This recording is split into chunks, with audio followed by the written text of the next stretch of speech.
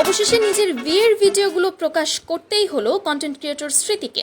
হ্যাঁ ভিউয়ার্স, শুধু তাই নয়, স্মৃতি এও জানিয়েছে যে গত 23 সালের জুলাই মাসেই নাকি বাপ্পির সাথে তার আক্ত সম্পন্ন হয়ে গিয়েছে, কিন্তু বিশেষ কিছু কারণে তাদের এই তথ্যটা গোপন রাখতে হয়েছিল। কিন্তু মানুষ এত পরিমাণে খারাপ খারাপ কথা বলছিল তাদেরকে যে বাধ্য হয়ে বিয়ের ভিডিও প্রকাশ করতে হলো তাকে। তো স্মৃতি কেন এতদিন তার বিয়ের এই খবরটি লুকায়িত রেখেছিল এবং কিভাবে কবে তাদের বিয়েটা সম্পন্ন হলো, চলুন ঘটনার বিস্তারিত জেনে নেওয়া যাক। কিছুদিন আগেই নওরিন আফরোজ পিয়ার রিসেপশনে বাপ্পির সাথে ওপেনলি ঘোরাফেরা করায় মানুষজন যেন স্মৃতিকে নিয়ে অনেক বেশি বাজে বাজে মন্তব্য করতে শুরু করে দিয়েছিল।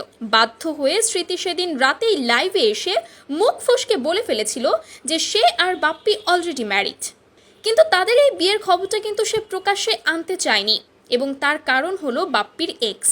আর এর জন্যই বিয়ের খবরটা সে এতদিন লুকায়িত রাখতে বাধ্য হয়েছিল।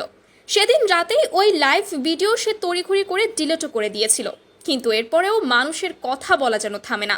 অতঃপর সম্প্রতি স্মৃতি আপুর ইনস্টাগ্রাম অ্যাকাউন্টে তার স্টোরিতে একটি ভিডিও পাওয়া যায়, যেখানে দেখা গিয়েছে স্মৃতি এবং বাপ্পি বরবউ সেজে ভিডিও বানাচ্ছে, এবং এটাই ছিল তাদের বিয়ের ভিডিও, যেটা তারা শ্যুট করেছিল 2023 সালের জুলাই মাসে।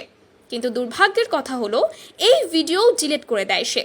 সকলে বলছিল বিয়ের ভিডিও এভাবে প্রকাশ করারই বা কি আছে, আবার ডিলিট করারই বা কি আছে, নিশ্চয়ই কোনো কাহিনী আছে। অনেকেই আবার বলছে সবই নাটক, ভিউ কামানোর ধান্দা। যদিও অনেকেই আবার তাদের এই বিয়ের খবরটি জানতে পেরে তাদেরকে শুভকামনাও জানিয়েছে। তো ভিউয়ার্স, স্মৃতি এবং বাপ্পি যে আসলেই বিয়ে করে ফেলেছে এবং অনেক আগেই বিয়ে করে ফেলেছে, এই খবরটি জানতে পেরে আপনারা কতটুকু শকড, সেটা অবশ্যই কমেন্ট করে জানাতে ভুলবেন না কিন্তু।